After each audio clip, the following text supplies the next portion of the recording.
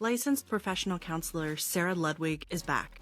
And if you haven't listened to part 1 yet, you might want to go do that first, because we pick up right where we left off, getting into what it really means to show up for someone without taking over, and why the language we use around power and control matters more than most people think.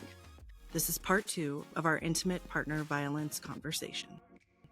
This episode contains discussions of sexual, physical, and psychological violence. If this is something you are currently navigating or healing from, please give yourself permission to sit this one out. It is okay to pause, skip, or come back to this episode when you're ready. If you need support, reach out to the National Domestic Violence Hotline at 1-800-799-7233 or text START, START, to 88788.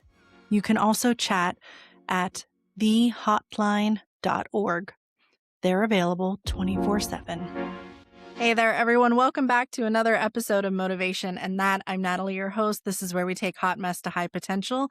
And hopefully you tuned in last week. Last week was the conversation that was part 1 with the amazing Sarah Ludwig, where we started to pull back the really sticky, icky layers of intimate partner violence and what meant in the data and the research and the understanding about the victim and the perpetrator relationship piece. And because the conversation was so just layered and so many parts to it, we held off and decided part 2 would be the follow-up episode where we're going to finish that first part of the conversation, but also acknowledge and talk about what it's like when you're the village surrounding that victim or that relationship. And we understand everyone's got boundaries. Everyone's got breaking points. And this isn't just something that is vacuumed to the two people that may be involved. There's so much more to it. So we're going to touch on that today. But definitely, if you haven't listened to part 1, hop on back, listen to that one, and come on back to this when you're ready, because there's a lot. It's a heavy topic. 2 hours of this in a row might be a little much for folks. But this episode will be here whenever you're ready for it. So Sarah, thank you for making time to come on back.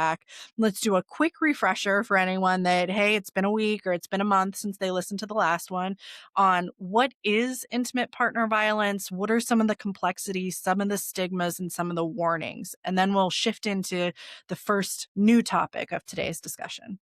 Sure. Well, I'm happy to be back. There's so many things to talk about that it's so hard to fit it into one. I hope that for people that were able to catch the first one too, that maybe something stands out. Like that's the goal, is that if something can stand out last time, if something can stand out this time, it could be that one thing that helps somebody either step back or step forward to help somebody that they care about. Like this is such a normal thing that I'm really, really glad to be here to talk about it again. So thank you for bringing me back here. So like recap, one of the things that we didn't talk about last time was we were using domestic violence and intimate partner violence kind of interchangeably, and just might be a good idea to break that down a little bit. Is when we're talking about intimate partner violence, we are referring to being in a relationship with somebody that is intimate. So it doesn't necessarily have to mean sexual intimacy, but some type of commitment in a romantic type of way. This could be current or past. So that is the intimate partner violence. And domestic violence is the family, essentially. So it goes outside of just those two people in a relationship. This can be parent to child, whoever is kind of in the family system. So hopefully that's helpful. What else should we recap, you think? Well, let's touch on a couple of the stigmas or the signs. So what are some of the things that may be the first warning sign of an intimate partner violence situation kind of brewing that we may not think to notice, and why some of those signs and warnings are actually also tied to stigmas that people may see, good or bad. So that idea of, oh, well, no, that's completely fine, or that's normal. Like you said, this happens so much that there are some things that we have justified as just normal life these days, and it really shouldn't be. No, you're right. So many things are normalized. And to the extent that we want to normalize having conversations about this, it might not be as normal as talking about the mundane things that you do throughout your week, but it needs to be something that we're talking to our kids about, we're talking to family members about. This happens, this is in, somebody, everybody does. So, um, that being said, I think even just the stigma part of that these are weak, vulnerable, stupid, gullible individuals who don't know any better or come from bad homes or have abusive histories and things like that. Like certain things might make us more susceptible to intimate partner violence and domestic violence, but one doesn't equal another. And a lot of the times, the stereotypical abuser will say, is going to be a smooth talker. They're probably going to be handsome or good looking. They might have some level of power in their professional world, whether it's like working in the legal system or having a really high paying job or being well respected.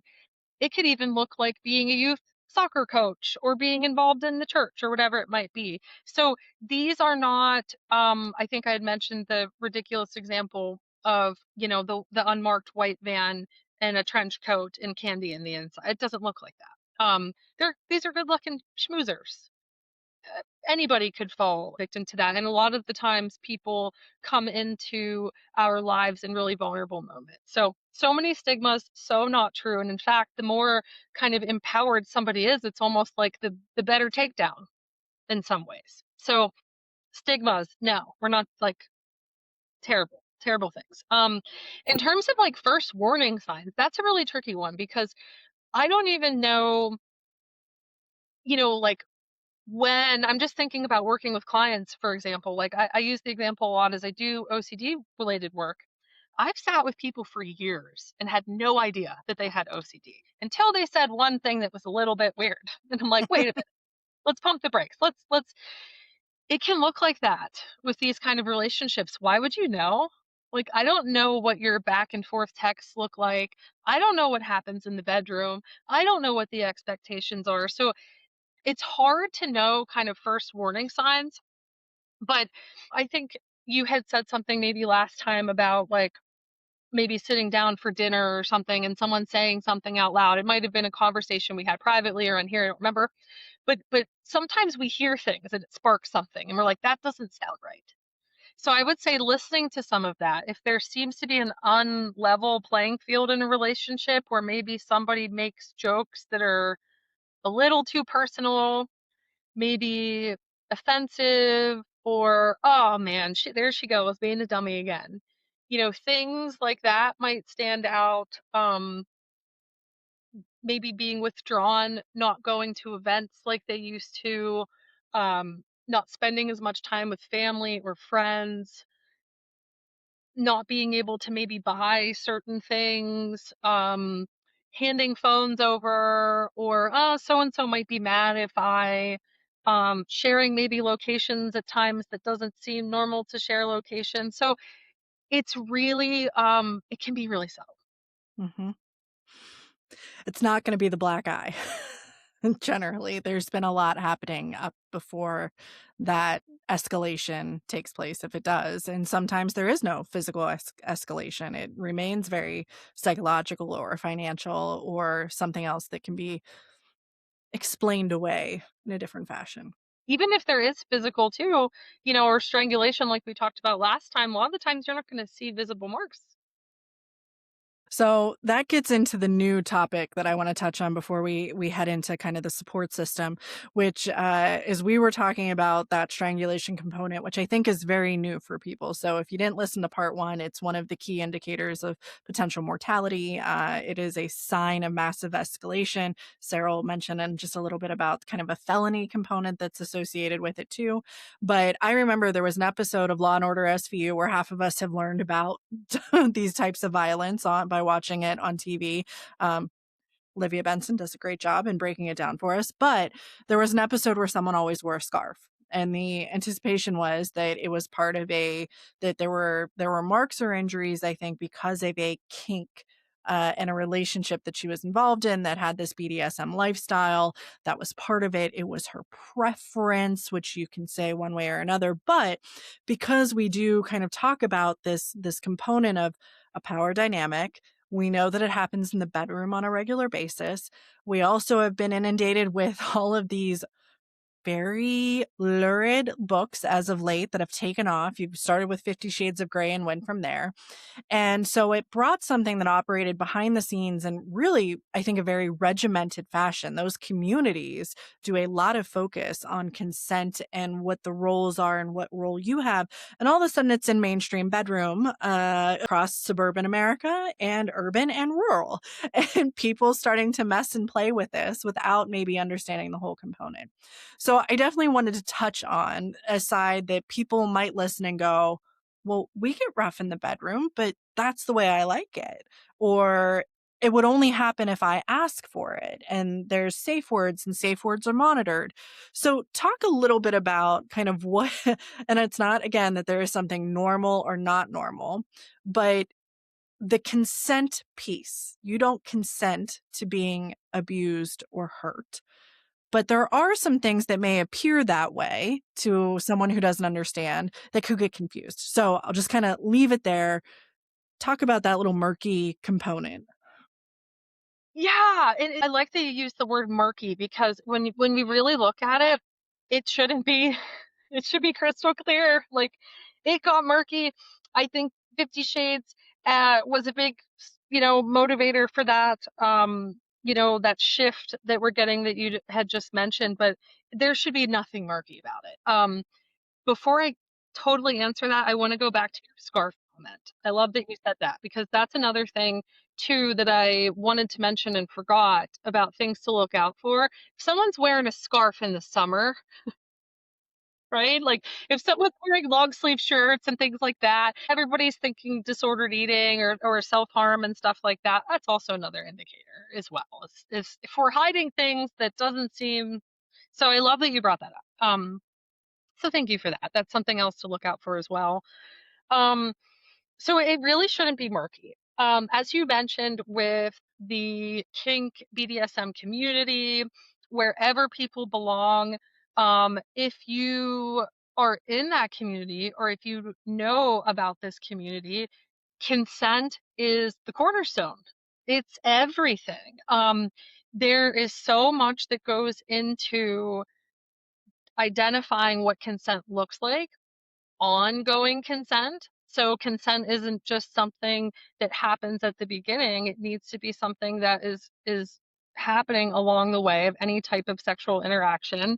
And there's a lot of even debate about the ability to be able to consent to choking at all. And even like using the word choking, I mean, I don't want to be too nitpicky here, but like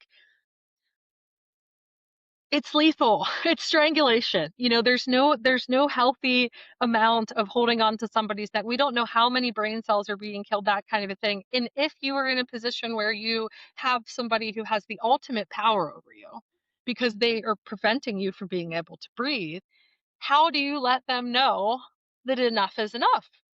What safe words are there? You know? So there should be nothing murky about it. And in fact, with it being something that is so popular online, teenagers are asking questions in sex ed about how to safely choke a partner and things like that, that this is something that's being normalized to the extent where it's like, yeah, we do this. This is normal. And there should be absolutely nothing murky about it. And sexual advocacy groups will even not condone any form of strangulation whatsoever. It's too risky.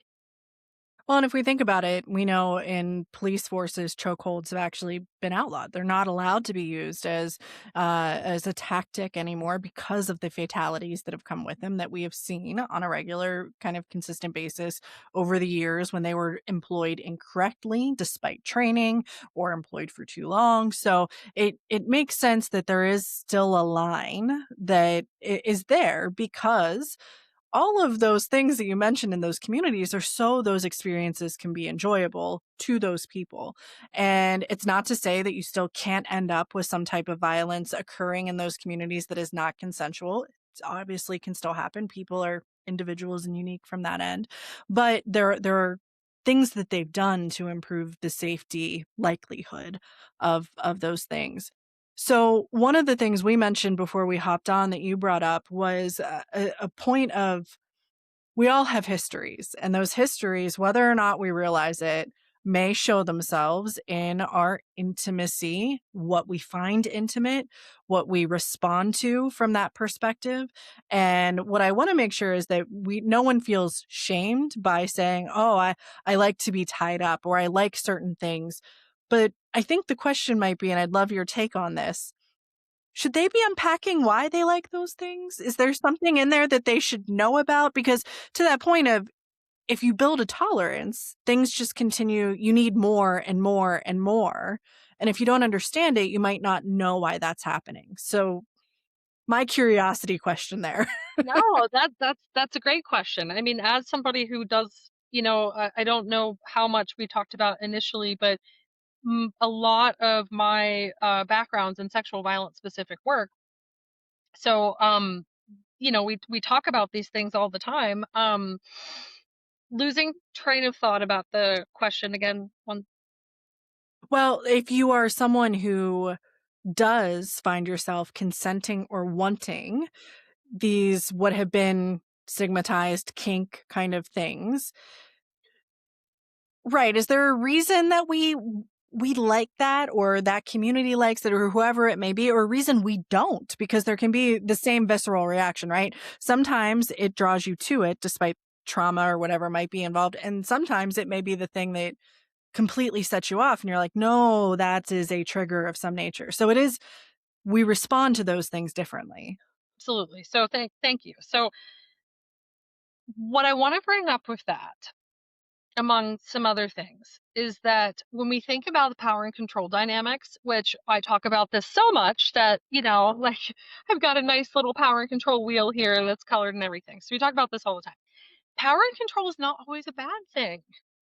We need to have that. We need to have power and control. And unfortunately, the way that we talk about it in this wheel of violence, it's always coming in this negative lens. It's like when I talk to clients about um, wanting attention or having control. And a lot of the times there's this negative association with it of like, we all need attention and we all need to have a sense of control. Same thing with power and control. So are there absolutely healthy elements to people's sexuality of maybe being turned on by being in a position of power or being in a submissive position? Oh my gosh, absolutely. And people do a lot of weird stuff in the bedroom and like do it up. Whatever, as long as everybody's consenting, love it. It's great. However, when it comes to things like strangulation, it's in like drugs and alcohol, for example, like consent becomes really significant issue. But in terms of people kind of taking a look at why they like what they like, I don't see any harm in that whatsoever. That it doesn't necessarily have to be something negative. I always tell people, let's not pathologize. We don't need to pathologize things. If some things can be weird, but not problematic or pathological. But for some people, building that insight and having a little bit of understanding of why could even better and improve their sex life and maybe improve communication with their partner about the things that turn them on. And so, sure, Yeah, so it's not you have to because not everything's psychological, ironically. There are things that are actually biological. Our nerves react differently. We may need it's no different than needing a cane to walk sometimes. Maybe you yeah, need an assistive device for certain things. So I wanted to make sure because it's a tough conversation, I think, when anyone starts applying normality to things that we don't there isn't really a normal in some cases, but there are limits. And those limits, especially when they get encroached upon, may trigger the need to have that conversation. So if you're asking someone, choke me, you might want to talk about why that's the case. absolutely.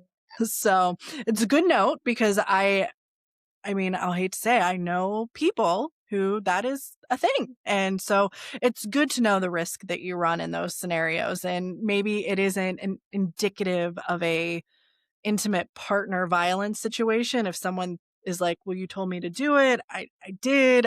I wasn't really comfortable with it, kind of thing.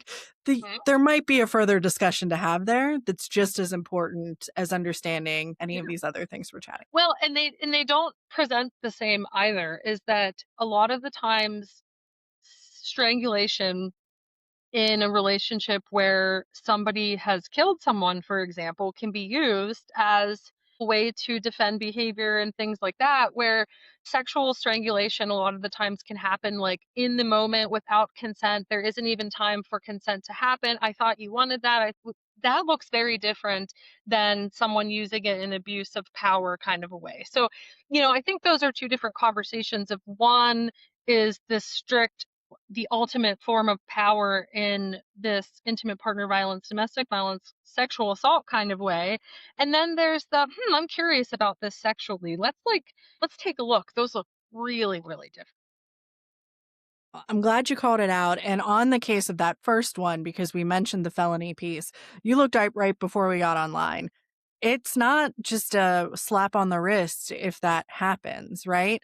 What did you find when you were taking a look at what happens as a result of a strangulation? Yes. So I was aware that in the state of Pennsylvania, where we're located, it is a felony. And it appears, based off of the search beforehand, that it is in every state in the United States. So it's not just this slap on the wrist kind of a situation. They, due to the lethality predictor of strangulation in intimate partner violence, it's a felony. hmm And it made me think when we see news articles about people famous, name recognition, and something has happened, oftentimes you will see called out and strangled and did something. So it's like this element of you assaulted and strangled. And I never really put the two together to figure out, well, why are those separated? Because it's a multiplier fact and it elevates that potential charge higher. So as we think about it, as everyone's kind of reflecting, and I know we've probably had people thinking about themselves for the last 10 minutes or 15 minutes, but shifting back into this thing, and especially when women sit down and we talk to each other and we're, discussing our relationships, we're discussing, maybe some of those habits or things we're interested in exploring. And some of these things come out. It's also when we may start to understand full breadth of relationships that people have. So as, the people that you're with, men or women, are talking about those relationships. And we realize that we operate in this, I always call it the village. You're raised by a village. It's not just one person usually. There's teachers, family members, friends, extended relatives.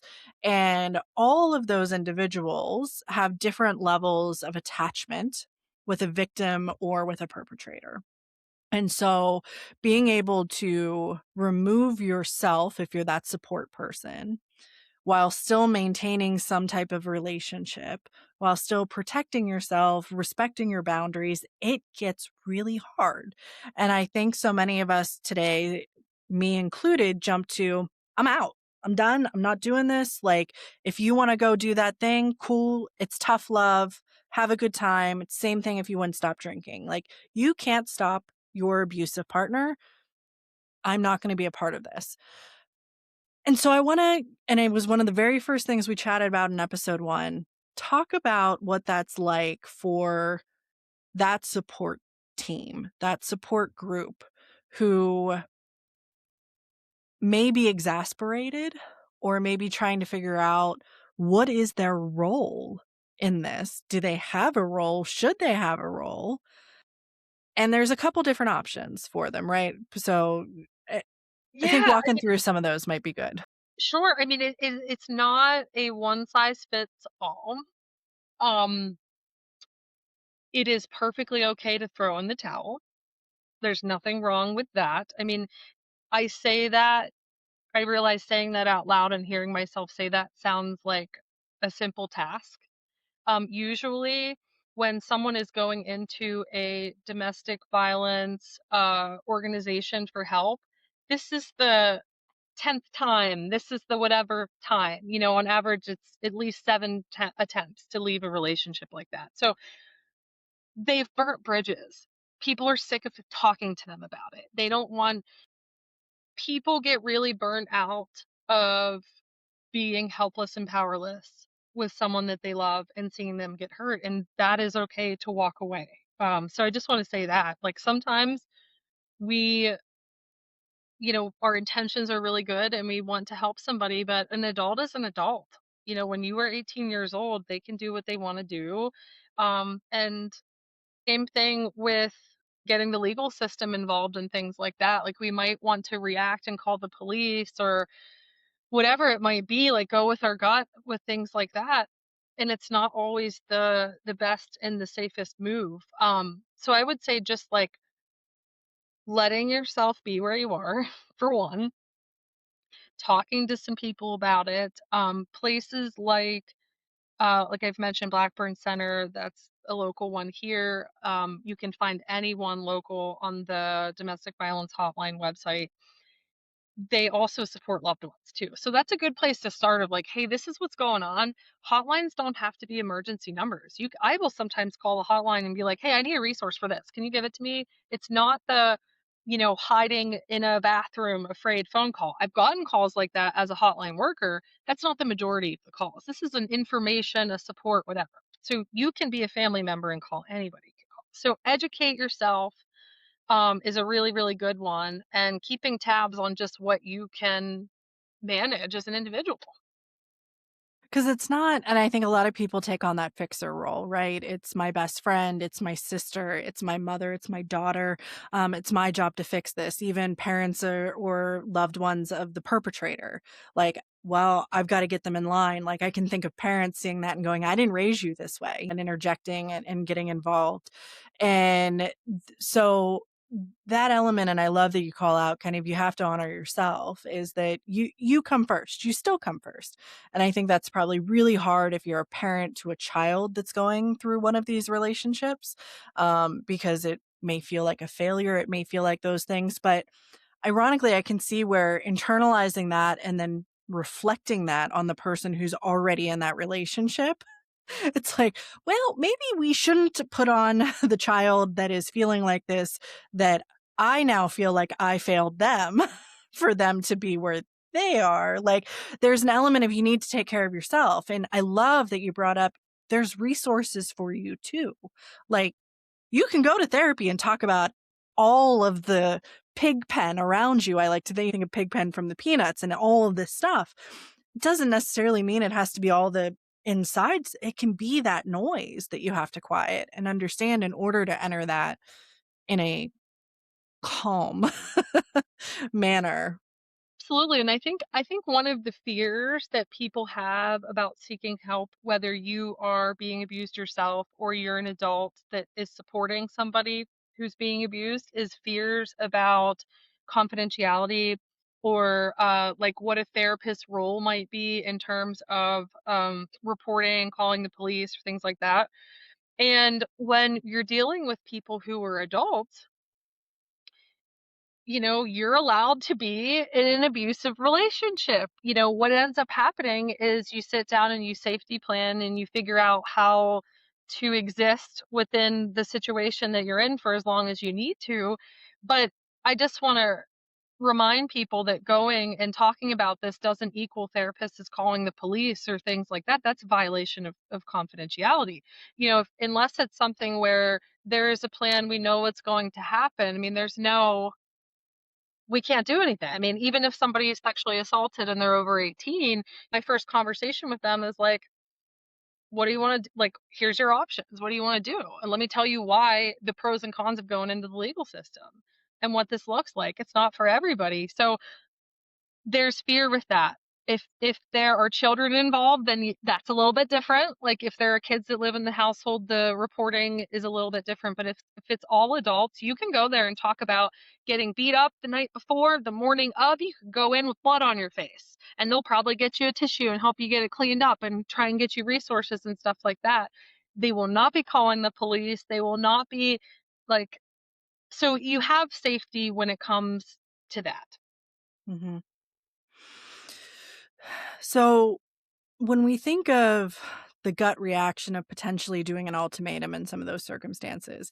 And I think of tangible kind of examples, someone shows up with a bloody face to your house on a regular basis, and you're like, I'm not doing this anymore. You don't come here. If you want to come here for help, then you can't live with that person or you can't be involved with that person anymore. And we touched on one of the components of this power dynamic is isolation. So you are, in essence, giving them a fast pass to isolate you right out of their life. And sometimes that may be responded to with anger from the victim that is going through this of you don't love me for me. This is who I am. This is who I love. If you really loved me, you would take on that. And so there's almost like this weird manipulation that can sometimes come back.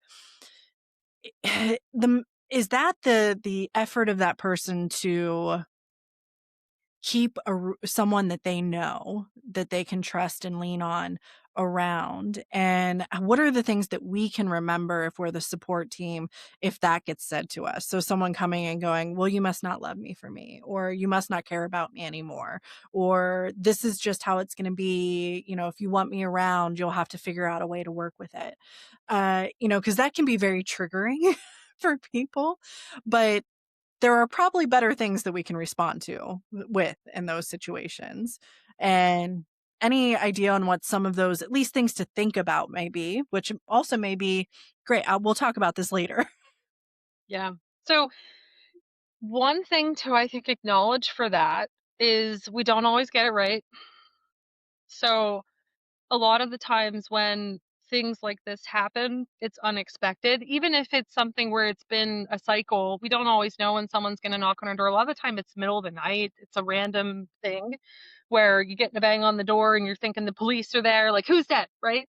And it's really just somebody, so it could be this cycle that you've experienced with them before, but a lot of the times we're like thrown off guard and feelings really get involved with it. So we want to react based off of how we're feeling in the moment, and we don't always get it right. So one thing to remember is that you can always call the person or talk to them later and say, listen, I didn't get it right. I'm sorry. Let's do things differently. So that's one. We're not always experts. And even experts, we don't always know the exact thing that's going to work every second. So that's one. I would say too of know that the maybe manipulative behavior is really fear driven for a lot of people. I mean, I if something happens in this relationship, I could lose my income, I could lose custody of my children, it could impact my job. I've been with this person for decades. What does this mean about, like, there's a lot of fear of the unknown of what will happen and how people will respond. So the idea of somebody jeopardizing that or ending that relationship without their consent or whatever, I mean, that's really, really scary. So a lot of the times people are acting and speaking out of fear. So I think that's a really important thing to remember. And responding in fear is probably a really normal response too. So we have to forgive ourselves and kind of do a redo if we possibly can. But if you think about domestic violence, intimate partner violence, sexual violence, power and control dynamic, is we want to be able to give these people power. So making decisions for somebody, telling them what to do, what is best for them, is the exact opposite of what these individuals need. So they either need to be empowered to do their own thing, and we also need to tell them that we are individuals. This affects us too. I need to set boundaries for me. So it's And I really not a one size fits all. Go ahead. Sorry. Well, I love that reframing because it becomes less about you, and it becomes more about I'm not in a place right now to be able to support things or to do, and you don't owe anyone an explanation in most, even though we'd like to give it sometimes, but now is not the time, or there are other things that are a priority at this point, and it can be hard to do that calmly, especially when you feel like no one's listening to you right back. And then it becomes a fear against fear kind of battle. But you can give someone power without expressly saying this is your decision to make. It's, I guess, all those Pavlov dogs that, the punishment, the negative reinforcement, positive reinforcement kind of piece. And it doesn't always have to be that A or B choice. There's a lot of space between A and B. for There some of those is. things to blush. There is, and I think the number one thing to think about across the board is really just safety. I mean, that's really what it comes down to. Like, one of the things that I think about is it could be a really fast decision that you might need to make, because, you might not want someone to know where you live. So, if there is an abuser, for example, we talked about stalking last time, um, don't come to my house. Like, my kids are here. Like, you need to leave. There's a time and a place. Like, we really need to consider that. Or let's say that someone is bringing somebody in who has just left a relationship, which we talked about last time, is the most dangerous time in a domestic violence relationship is when you leave up until 2 years after leaving. That is the most dangerous time. This is when homicides are happening. Don't go run to somebody's house and they see where you're going, and like, this is where playing the long game can be really important, and it's not just the individuals in the relationship that the safety can impact. And that is definitely one of the things I wanted to touch on, because I remember I had a friend that lived with me, and there was at some point just the threat of someone that had a firearm coming to confront someone else that she was speaking with. And I'm like, this is my home. Like, no, no, no, no, no, no. We are not doing this on my property. Like, like at that point this is mine, and not happening. And no one really understood, like, they hadn't seen it as that escalation because they're so embedded in it, right? Well, it's just a threat. It's just a this. And I'm like, oh my God, someone's going to get shot. And I can think of that especially for parents or for children that are bringing a parent in that is trying to get out of a relationship and giving them a space. It's easy, right? I've got a bedroom, maybe even for 18-year-olds that, yes, they're emancipated, but they're still in this situation.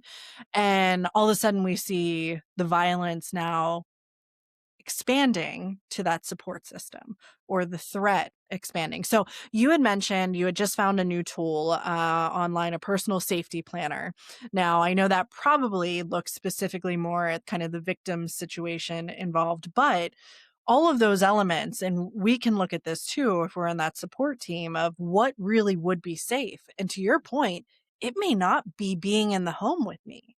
I mean, we hear about this with police, right? The most dangerous responses to go to are DV responses because of the escalation happening at that time. You see the Good Samaritan that pulls over to help the woman that's been thrown out of a car.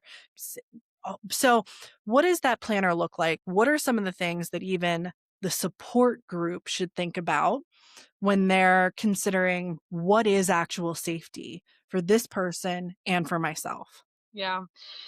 It's a really good point. I think about, so one, going back to the write a little thing here. Going back to this planner, so I didn't get the chance to actually go through it and click through it and see. And I can't wait to do that because as somebody who has done a absurd amount of safety planning with people, it is not, just like we've said so many times already, it is not a one size fits all. So things that might help safety planning with one person might not help another. So this tool is creating your own personalized safety plan, and I really look forward to going in and plugging all the things and seeing what it comes up with. This might be a good thing for support system people, of like putting in some of the things that they might know about the individual just to get some ideas. I know there's a lot of mixed feelings about AI. I don't really know much about it or use it very much, but I assume you could probably look at some safety planning ideas on there, like trying to widen um some of your ideas of what safety plan might look like. Like, as much as I want to, if I see somebody like you said on the side of the road and someone's getting yelled at and getting his, much as I would like to intervene, as much as I would like my husband to intervene, bad idea. You don't know what you're getting involved in. You don't know what that person is going to experience when they get home because you got involved. Like, it's really something to keep in mind safety wise for yourself and your family primarily, but in the system around you, of what kind of damage can be caused that you don't have any idea about. Like, my advice is keep walking And like that's like I don't even know about calling the police, to be honest. Like you have to kind of play it by ear. And I'm not saying avoid someone getting hurt in the street, but if it's something that's not a clear cut, someone's getting kicked while they're down thing, it could create a lot of problems for them when they get home and the door gets locked. Yeah. So there's a lot of things to assess or to expand awareness on, because I think we tend to jump right to the thing we're seeing and the gut reaction that it pulls in us. But as you mentioned in the last episode, even as much as a soft place versus a hard place of where that person is at or what they're surrounded by. Address is known, address is not known. Staying at a hotel that has cameras versus staying at a home that may or may not have cameras, so and some of those sure are going to be financially limiting on what you have the options to do, but that goes back to the resources that you've talked about, that if you've reached that kind of step, there are places you can go, people you can talk to hopefully help assist with that. And it doesn't mean going to a shelter where you're in a giant room with all these other people, which is the probably the media idea that's been pushed out for so long. The last major thing I wanted to touch on, and you got me thinking about it as we talked about these kind of relationships a little bit more, and how nuanced they can be. I think we're entering, this will air afterwards, but we're entering Easter as we record this. And you think of families around, or you're meeting up with folks. Think the Wednesday before Thanksgiving, I have all the high school friends get back together, and you may have set boundaries with someone that no one else has. And so if it's a sibling, if it's someone that's close that's coming to those holiday events or coming to those things, and all of a sudden, now you're the one that feels a little isolated, a little off, maybe because you're the only one that knows what's been going on, or you're the only one that's taken this stance and everyone else is like, no, no, we're going to, support them and look this way and do this thing. That can be isolating. It can create helplessness, I think, in that person. And what are some of the recommendations that we may have of how to look out for ourselves? So we've done this work. Maybe it looks okay when we're looking at the vacuum of us and the one person that's associated with it that we're involved in, but there's a unit usually. And so you can't always hold those extreme boundaries in place. And how do we navigate with those? What are some of the assessments that we might want to do in those scenarios? Um, Whenever you say that, do you mean of how to know kind of what to do next, I guess? Like, Well, even I think if I'm going to go to family dinner, I know Jane and Joe are there, and I know that there was a really bad incident, and I have reached a point where I don't physically go around Jane and Joe anymore, but I want to see the 7 other people that are going to be at dinner. So I go to dinner. There's an element of sure, you could make it probably very antagonistic and shoot the passive aggressive statements, look at certain things, completely avoid them. And now there's a whole new set of questions, right? Mom and dad are like, why are you and Jane and Joe not talking to each other? Like, what's going yeah, on? I sense a weird dynamic. So there become complicating situations. totally get it. Not a one size fits all. I mean, I would say act normal. If you have a good enough dialogue with the individual who's in the relationship, obviously talking privately and being cautious about how you talk privately. So, you know, maybe they have an email that's safe that they can access at a certain place, or like you don't want to do things that will put somebody at risk of their partner going in their phone and seeing and stuff like that. So one, safely and privately, if there's any way that you can say, hey, how do you want me to act around what's his face? I hate the dude, but I love you. We're going to dinner. What do you want me to do? Don't say any passive aggressive things. Don't whatever. So if you have that type of relationship, talk about it safely. If not, if it doesn't feel safe, or if you have some ideas that things are going on and it's not out in the open, I would say having a plan with yourself or who you're going with. So that could look like, let's say it's you and your husband are going to a dinner or something, hey, let's have an out. Or let's have a word that, and you could even do that in just a social situation that's annoying or boring, but let's have an out. We're going to go see a movie at this time, even if you're not going, right? But get yourself some boundaries and parameters to leave, maybe even a word that you guys say to each other that's like, "Hey, we're wrapping up in 15 minutes," whatever that might be a good thing to talk to your kids if you're bringing kids of like, "Hey, Uncle so and so," or whatever might be acting A, B, and C, or if you see anything, tell mom or dad, but not anybody else. Whatever it might be, you might need to educate your kids about what's normal, what isn't, and what to.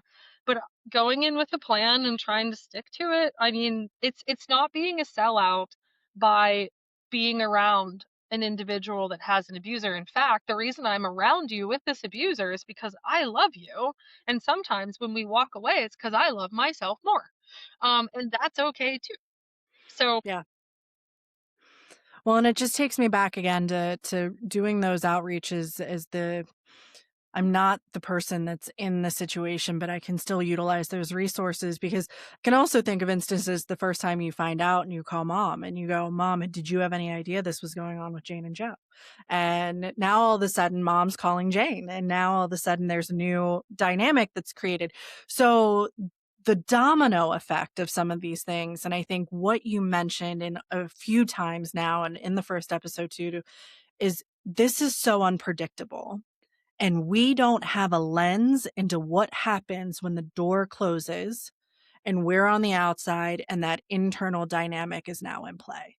And so I have no idea if a color that I said all of a sudden triggered because there was a fight yesterday over something with that color clothes. And now it's like, did you tell them about that? Like, and you can't get caught up in the assumptions. But I think if we have the best good faith of realizing where is my boundary, and again, it's not my responsibility to go get the whole family together and have this whole conversation or get the whole friend group together and talk about this and come up with a plan for how we save them. You can't help someone that doesn't want it help, but you can be prepared to do that. And that preparation may look different over time. yes. And there might be certain family members where your mom tells everybody everything, or Sally can't keep her mouth shut, or whatever. That maybe if you find out that your sister is in an abusive relationship, that you make a deal with her. I'm not saying anything to mom. You have my word. And it's not because it's not important to tell mom. It's because it's not safe to tell mom. And mom might be good intentioned, but this is where the getting your own support is so important and a reminder these victim service provider places, it's no cost to anyone. So it doesn't cost you money as the sister. It doesn't cost you money as the mother. It doesn't, you go for free. There's no record of insurance. This is an off the record appointment every time you go. So get guidance. And that piece of look at it through the lens of the safety, I think is the differentiating factor between it's a hush hush. I'm complacent or I'm a part of this in keeping this hidden. I'm not saying anything today because today I don't know if it's safe to say anything. And maybe it's not safe in a lot of times, but I think if we're attuned enough, there's probably a door that opens with, maybe the third sister in the house. And it's just like, oh, she's been acting real weird. And it's like, I think you and I should have a talk about this. And, then you've at least set the tone a little bit differently for that. So, not to end on probably what I feel is probably one of the more morbid notes, but we've talked about the mortality component that comes with this, that there is chance of death in situations that escalate to that level, that you've started to see some of these signs. And that support team that's around, I think that's an example of where there's a lot of survivor guilt or there's a lot of shame over I didn't intervene. I just didn't go in myself and do something to that abuser that was there. I could have stopped this, but hindsight's 2020, right? And you said a few times we're adults and adults make decisions. So what's the message to folks that are like, tomorrow this safety may not exist, and what if I lose them? What if I lose my loved one? Did I do enough? How do I live with that? Like all of those pieces that could come up. What are some things they should remember, especially if there's someone that said I backed off significantly and didn't maybe do what the savior superhero, would have done if they were bulletproof. Well, and superheroes, I mean, we see it in these movies all the time. They're ruining cities, and people are, like, they don't show that in the Marvel movies, but they're attacking each other. Everybody, like, how many casualties, right? So it's really make believe, this idea of going in, like, it's really well intentioned of like, I'm going to go in and I'm going to save the day and I'm going to do this. No, we need to sit back and assess. And it's about assessing safety and supporting ourselves and really zooming out for a second, trying to let the dust settle as much as you can and doing what you can and knowing that you're limited. I mean, we talked about addiction last time. How many people, and especially in our area, for example, everybody knows somebody who's had an addiction issue or overdosed and died, in this area, that you can go all day through all of the lists of the things that you could have done, the things that you should have done, and all of those things. At the end of the day, people do what people do. They are adults. You have to look out for your own safety and what's best for you and your family. Knowing that these resources exist is everything. That's why the lethality assessments we talked about last time are so important, because if they're screening for risk of lethality, they want to put people in connection with places like we've talked about, because it increases the likelihood of survival significantly. So you can only do so much. We don't want to isolate these individuals, but if staying connected with them puts you at risk, your kids at risk, your mental health at risk, we need to really do our own work, whether that's at a place like Blackburn Center or a DB place, to see where we land and what we can accept. Like, accept is something I wrote down a lot that we didn't bring up, is that people have a really hard time accepting sexual violence, domestic violence, intimate partner violence. Acceptance does not mean something's okay. It means it's real. That's it. So we're not saying that we're accepting that Johnny hit Sally and they're in. No, we're accepting that this is the reality of their relationship. Now what? So don't be a superhero. Step back, look at the full picture, get resources from the right places, and then you might need to pivot and adjust as needed. And accept that there's only so much that you can do. I mean, it sucks. It's a really hopeless feeling. And like, as somebody who is a provider in this realm, it's so hard, because I can sit with people and just see how like lovely they are and how wonderful they are, and like I just want to rip them out of these situations. But like I said, at least 7 times to leave, like, it's a path, like, Yeah. Well, and we can't let our nostalgia get in the way either, right? So I don't want to say the damage is done in many cases, and even if that person leaves that relationship, they're not going to be the same again. And maybe they do need to move across the country for that start, or they do need to have a different set of people in their life, especially if there's family components involved. So I think no matter what, once you realize that someone you love is in a relationship like this, there's always going to be grief that comes with it. Grief for who that person you thought that person was going to be, grief for the relationship maybe you thought they were going to have. And ultimately, in a worst case scenario, potentially grief over the complete and total loss of them. But no matter what, acknowledging the fact that tomorrow you just don't wake up and everything's how it was a year ago. well, and nothing works like that. I mean, it goes both ways. That's a conversation that I have with people a lot, where they say, "Well, I just wish I could be the person that I was before." And it's something I always say too, of like, you want to fit into the jeans you wore in high school. Why are you 35 wearing 14-year-old's jeans? We grow and we change, and bad things shape us, good things shape us, and we are who we are now because of our experiences. And we need to do the work to be able to heal and integrate what we have learned into this new version that we are. So it's not even just the bad things. You go on a lovely vacation with your partner, that changes you. Mm. It's all So I cute. think it's a beautiful note to end on, which is accepting that this is a life-changing thing to go through, not only for the people that are in it, but for the people that are around it, and adjacent to it. And that may look a little different when the crisis is done, when the storm calms down and the dust settles and everything, and it's okay that it's not going to look the same. I think, to your point, the ultimate end goal for everyone in this is the safety of the people that are involved. And so as we wrap, because somehow we're already almost at an hour again on the second part of this conversation, um, just again, a little reminder of the resources that are out there, because we've tapped them now. The first time around, I think we really drove home, send these to someone you know that might need them. But now I want to be like, also go educate yourself on them, because if you don't speak that language, it's harder almost to be able to talk to people about it, when it's just kind of like, oh, read this book, go to this website. Like, having some type of working knowledge so that you can be there at least and aware, if not assisting with, like, here's where I think you might want to start, or here's the safety plan template that you can fill out. Really good points. Like, I think the one thing is, like, you don't know, you don't know.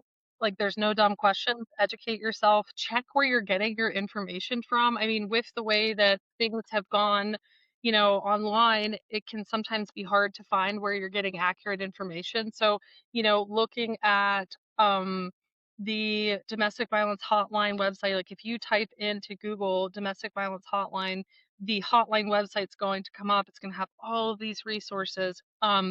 On there, and there's always like a quick exit option that they instruct on the main page, that you can get out quickly without a trace. So doing that and learning about the resources, there's things locally. Every county, at least in our state, has one that's covered. I don't know nationally about that, but that's where the hotline is going to be able to help to do that. um, and then places that provide domestic violence specific services also help with name changes, and not having to publish that, like in the newspaper. Like, they can help you find legal assistance to do that. They can help you not having your address being public. That's another resource that people aren't aware of.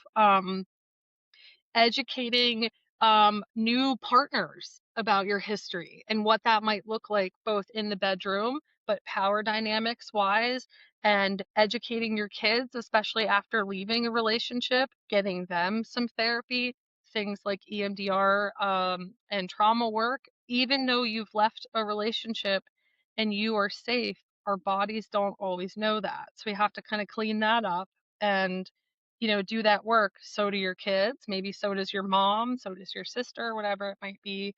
Um, and, just do what you can to take care of yourself and not get lost. Well, thank you, Sarah. And I did click through quickly as you were going through those resources on that safety plan, and they are bite sized chunks of little information to put in. And I think that's really helpful to get that in the end of what all that might look like. But when you're going through a huge survey to fill out and it's, 15 pages, it gets intimidating really fast. And so if you looked at the old PDFs that are on there, you're like, oh my God, and some of this doesn't apply to me. And so the very first thing was, do you have children? Do you have a home? Those kind of stuff. So I think it's good. You can click through it without filling it out. So you can at least see the information that it collects. And maybe you can even start it on behalf of someone, is what it looks like. And then just be like, hey, has this ever happened? Or who do you talk to? And before you know it, you've at least given them a starting point for some of that.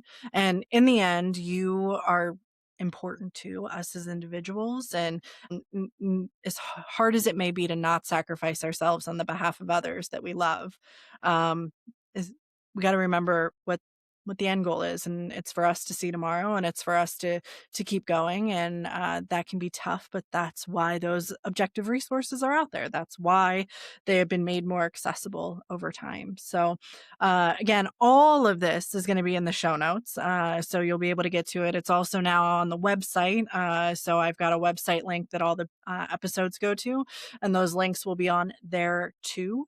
And the good thing is, it's my consulting site, so it's a little back door to get into different things. But Sarah, thank you so much for coming on, continuing this conversation. And let's just say it's not done. As you mentioned, we could talk about this a lot longer. There are so many things that you can dive into the nitty gritty on.